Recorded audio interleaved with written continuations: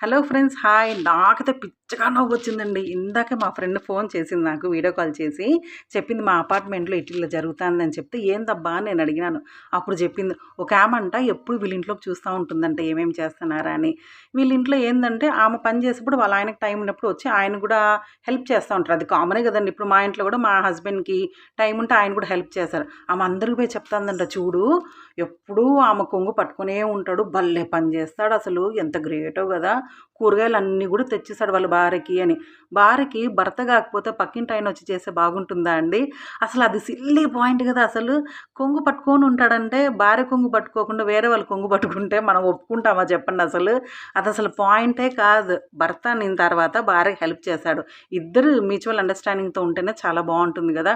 అదేందో ప్రజలకెందుకో వీళ్ళెట్లుంటే వాళ్ళ ఇంట్లో గత వాళ్ళు చూసుకోవచ్చు కదా!